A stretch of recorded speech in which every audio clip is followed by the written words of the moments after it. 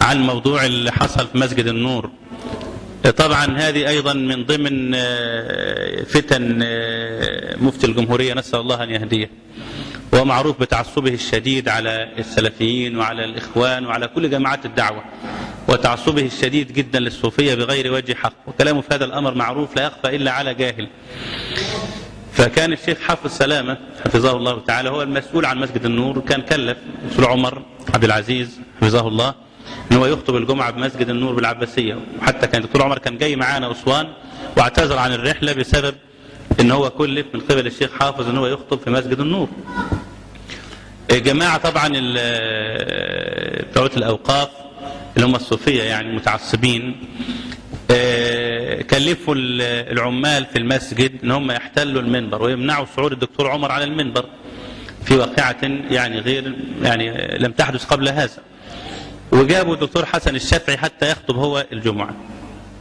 القائمين على المسجد والإخوة أبوا ذلك، وطلع الدكتور عمر يخطب الجمعة على وفق متفق عليه ومرتب معه منذ وقت من أسبوع أو أكثر من خلال الشيخ حافظ سلامة اللي هو المسؤول عن المسجد. خلاص لما طلع الراجل يخطب الخطبة، الجماعة هداهم الله المتعصبين هؤلاء قطعوا الكهرباء وقطعوا النور عن المسجد خالص. بعد كده رجع تاني وطلعوا بعد كده الكذابون منهم، وهم أصلا معروفون بالكذب وبيع الدين. جماعة مش عايز أقول أسامي طبعا يعني عشان بس مش ناقصين يعني وجع دماغ. طلع الجماعة إياهم وكيل الوزارة إياه المعروف بتحوله كل يوم على لون، والراجل الثاني اللي كان معاه طلع يقول لك ده الإخوة رفعوا عنا أسلحة بيضاء في المسجد وأخذوا المسجد واحتلوا مسجد النور بالعافية. طبعا هذا كلام فارغ خد بالك، وهذا كذب أقرع من كذباتهم المشهورة. لكنهم الراجل ده إياه وكيل وزارة الأوقاف استقال لما لقى المشايخ طلعت تقول في المساجد، مع أنه كان يوما ما يجلس بين أقدامهم يقبل أيديهم وأرجلهم، لكن حوله المنصب لما بدأ يخش في سكة المناصب باع دينه وذهب يقول كلاما هو يعرف أنه خطأ شرعا وأنه لا يجوز، لكن أراد المنصب واستقال فورا.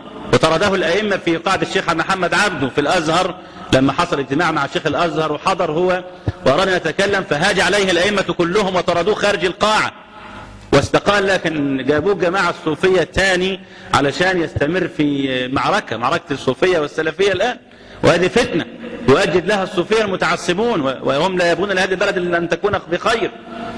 وإلا فيا أخي يعني حتى لو في خلاف خلي الخلاف هذا يحسمه الكلام. أنت بتقول إن إحنا خطأ وإحنا بنقول إن أنت خطأ، طب اقعد نتناظر نتكلم بالحجة والمنطق، واللي الناس تميل إليهم أحرار. أنا هقول في الناس كلمة وأنت على اقعد جنبي قول كلمة. لو اتبعك الناس مع السلامة، لو اتبعونا خلاص إيه الإشكال؟ يعني خلي المعركة إذا كانت معركة تنافس على خير خليها شريفة. لكن هم يعلمون أنهم فقدوا كل شيء، وأنهم ليس عندهم من المنطق ولا العلم ولا الحجة ولا القبول عند الناس ما يؤهلهم للجلوس معهم أصلا.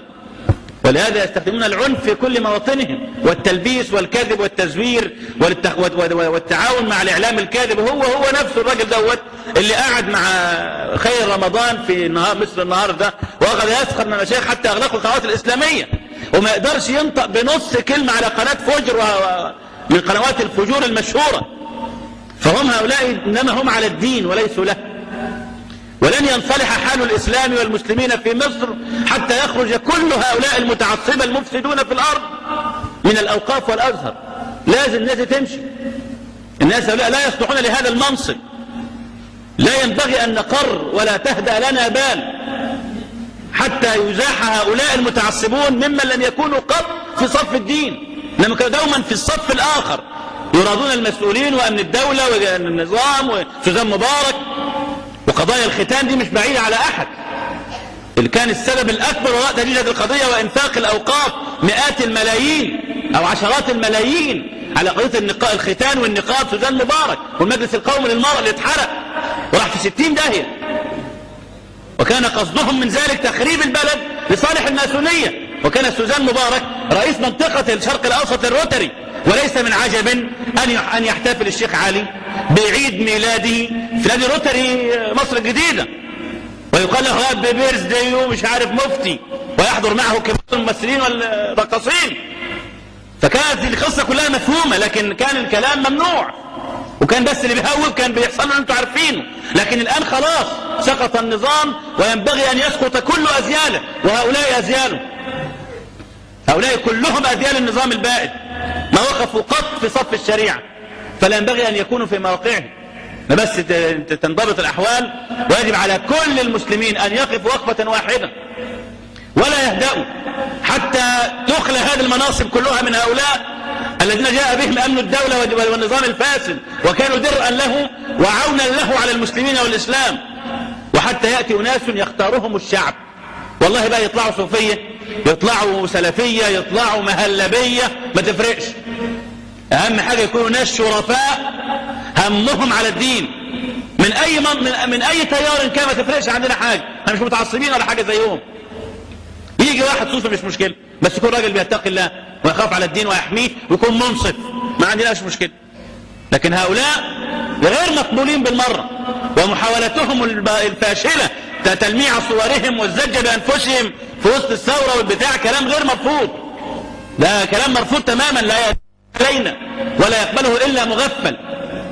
وليتهم كان عندهم مبدأ، ده أنس الفيل لعله أحسن من كثير منهم. أنس الفيل اللي كان طوال سمسمية كان لعله أحسن من كثير من هؤلاء الشيوخ. الراجل كان عنده مبدأ، قال والله أنا كنت مع نظام الفايد دوت بأخطائي ولن أستمر، وقدم استقالته وساب الدنيا والآن السجن ماشي. هو طبعا راجل الله يسامحه ويعطيه ما يستحق، لكن كان عنده مبدأ. لكن عند الناس ما عندناش مبدأ، معاهم عليهم ب50 وش. فكيف يحمون هؤلاء الدين وهم أصلا لا يقدرون حق قدره، ويكذبون وينافقون ويفعلون.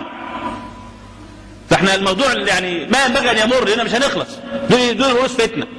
اللي بكره يقول لك طالع عامل مظاهرة مش عارف رايح فين، واخد الناس رايحين مش عارف في المجلس العسكري. الله يا عم الشيخ تاني ما طلع يعيط مجلس المسجد الحسين على موضوع القبور، ما طلعش في حاجة أصلا، طلع يعيط في الخطبة على القبور والجماعة اللي كسروا القبور ويعيط، وما كانش في حد كسر حاجة أساسا. والإعلام اللي كان بيقول كسروا طلع قال ما كسروش، والنيابة قالت ما حصلش، والصوفية نفسهم قالوا ما حصلش. الناس ديت لا تستحي. الله المفروض بقى يخلوا لها آخر، يعني كفاية إن الناس معديه لهم ما يسوقوش فيها بقى. إن يمكنك أن تخدع بعض الناس بعض الوقت، لكن ليس من الممكن أن تخدع كل الناس كل الوقت. فوقوا واتقوا الله في البلد وفي الإسلام وفي المسلمين. كفاية اللي حصل بقى، كفروا عن سيئاتكم وكونوا خدما للمسلمين واخدموا الدعوة بحق، ما تاخدوش المناصب والكراسي بتاعتكم عشان تعيشوا فيها وتقعدوا طول حياتكم، وده مش هيحصل أصلا إن شاء الله. فاحنا لا نراهم وقفة طويلة، لا نبغي منها إلا وجه الله فقط وإصلاح الدين، لكن لعل الوقت الآن غير مناسب، مش عايزين نفتح على الناس 100 باب، بس تعتدل الأحوال، وسيكون لنا معهم وقفة أخرى يحق فيها الحق ويبطل فيها الباطل، ولا يصح فيها إلا الصحيح، ويعفو الله عمن تاب. صلى الله عليه وسلم.